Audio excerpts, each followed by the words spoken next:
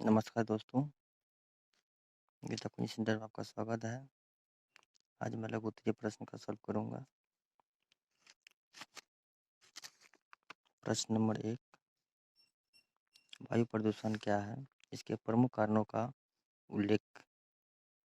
का नाम लिखें। पर्यावरण में अवांछित तथा हानिकारक पदार्थ का समान स्तर से अधिक मात्रा में एकत्र होने को प्रदूषण कहा जाता है। प्रदूषण के कारण वायु, जल, भूमि आदि है।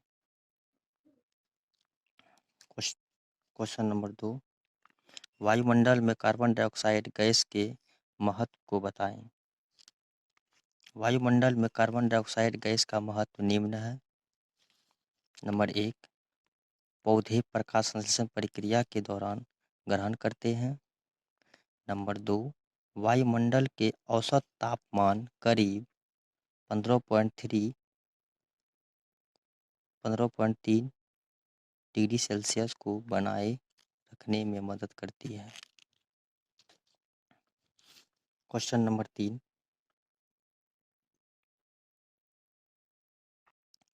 अम्ल वर्षा का निर्माण कैसे होता है?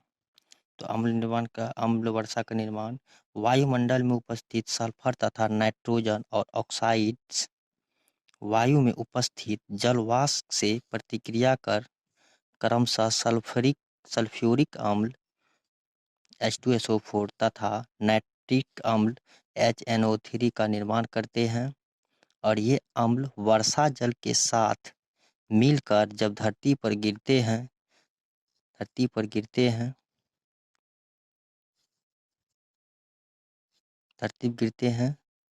तो वह वर्षा अम्ल वर्षा कहलाता है। क्वेश्चन नंबर 4, ओजोन परत का क्या तात्पर्य है? ओजोन परत पृथ्वी के वायुमंडल की एक परत है जिसमें गैस की सघनता अपेक्षाकृत अधिक होती है और ओजोन परत पृथ्वी पर रहने वाले सभी जीवों को सूर्य की हानिकारक पराबैंगनी किरणों से रक्षा करती है। CFC में उपस्थित क्लोरीन के अणु ओजोन को ऑक्सीजन में विघटित कर देते हैं। ये हो गया। 5वां क्वेश्चन नंबर, विस्थापन के प्रमुख कारणों को लिखें।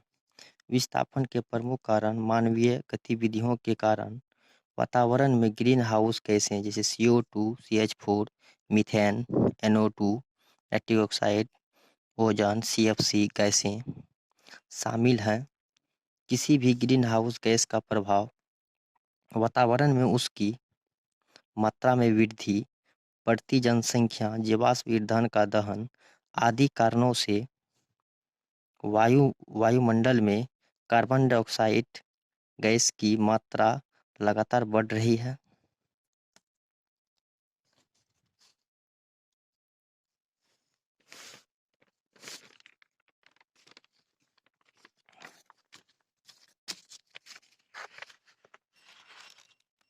क्वेश्चन नंबर 6, प्रश्न संख्या 6, कोलिफॉर्म जीवाणु युक्त जल के सेवन से कौन सी बीमारियां होती हैं?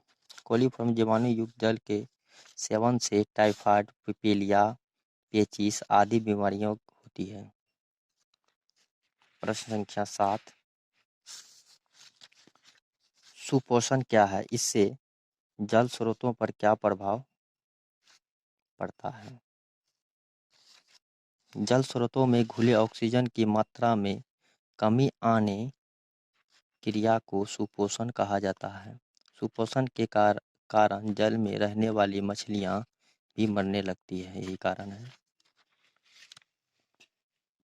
औद्योगिक क्वेश्चन नंबर 8 में औद्योगिक तापीय प्रदूषण के बारे में लिखें। तो औद्योगिक तापीय प्रदूषण विभिन्न इकाइयों के संयंत्र को ठंडा करने के लिए जल का उपयोग शीतल के रूप में किया जाता है किया जाता है किया जाता है उपयोग के बाद गर्म जल को पास स्थित नदी, तालाबों तथा अन्य जल स्रोतों में प्रवाहित कर दिया जाता है। तो यही है इसके प्रदूषण के बारे में लिखना है। क्लोरीन किसे कहते हैं? क्लोरीसन किसे कहते हैं? जल में उपस्थित जीवाणुओं, विषाणुओं, अमीबा इत्यादि हानिकारक सूक्ष्मजीव को नष्ट करने पर पानी को पीने के योग्य बनाते हैं। क्लोरीन द्वारा जल को शुद्ध करने की प्रक्रिया को क्लोरीनेशन कहा जाता है। क्वेश्चन नंबर यहाँ तक। अब लघु उत्तरीय प्रश्न खत्म हो गया। अगर ये वीडियो पसंद आए तो लाइक और